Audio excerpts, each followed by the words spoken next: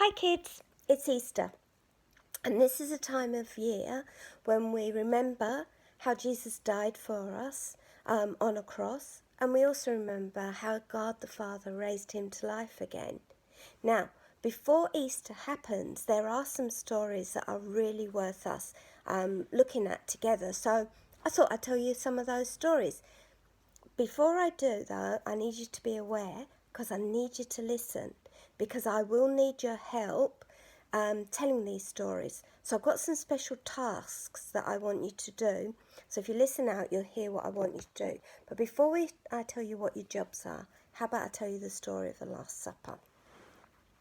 So this is when Jesus and his friends, they got together for a very special meal, sort of like Christmas, but without the presents. And at this special time when you get together with all your friends and with all your family, what you would do is you'd talk about what God had done for you in the past, how God had answered your prayers, how God had saved you and rescued you. And there was one story in particular that they always looked at, and that was the story of when Moses and the Pharaoh. Let me just find you the picture of it. So, oops, can't find it. Here they are. So, what happened was the people of God, they were Pharaoh's slaves. And Pharaoh was really mean and cruel and horrible to them. And so they cried out, the people of God cried out to God, and they go, God, you've got to help us. We are suffering, we are scared, and no one is fighting for us. You have to help us. And so God called a man called Moses, and he said to Moses, go and speak to Pharaoh, give him a message. So Moses went to Pharaoh and he said, I have a message for you from God.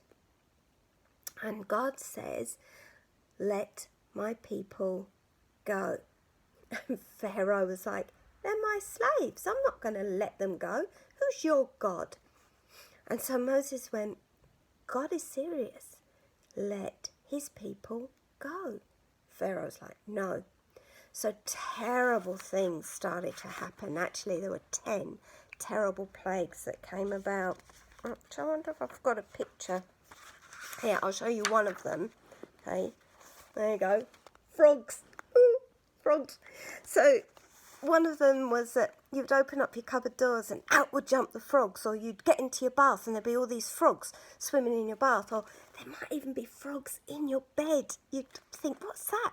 By my toes. And there'd be frogs down in your toes. Oh, well, maybe not. Because if you were one of Pharaoh's slaves and you loved Father God, none of the bad things came near you. And one of your jobs, I need you to do, is can you find out what the other bad things were that happened? If you could draw me some pictures, write me some stories, and I'll put them up. I'll show you how to do that in a minute. So that the others in the CBBC will know what happened. So what happened was every time one of the bad things would happen, immediately Pharaoh would go, oh, I don't like this bad thing. And he would say to Moses, I'm sorry, I'll let the people go. And so Moses would go to Father God and he'd say, stop the bad thing. And the bad thing would stop. But immediately Pharaoh would go, oh, bad thing stopped. No, I've changed my mind. I'm not going to let the people go. And he did it 10 times until in the end people died. And then finally he went, you can go. And the people who loved Father God, they had to leave very, very quickly. They had to pack all their stuff up and they had to go really, really quickly to get away. Well, that's one of the stories that they always, always tell at Passover. And that's the story that Jesus would have, and the disciples would have talked about. Let me find you that picture again. Would have been when they were talking about the amazing things that God had done for his people in the past. How he had saved them would have been one of the stories that they talked about there. And so Jesus, when he was there, they were talking about the ways that God had answered their prayers in the past, the way that he had saved them. But Jesus knew something that none of his friends knew. Jesus knew this would be the last time they'd had this special meal together. This would be the last time they would celebrate like this, because Jesus knew that he was going to die.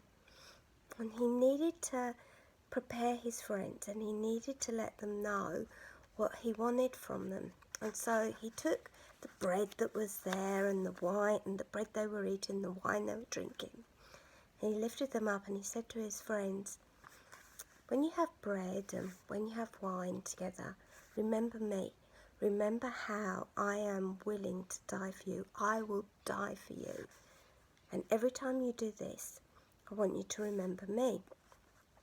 And you know, we do this at church, don't we? We have our bread and wine, and we have a time in our church service on a Sunday when we get a time when we remember what Jesus is willing to do for us, what he's done for us in the past, how he has answered our prayers, how he has saved us, and how he has been there for us.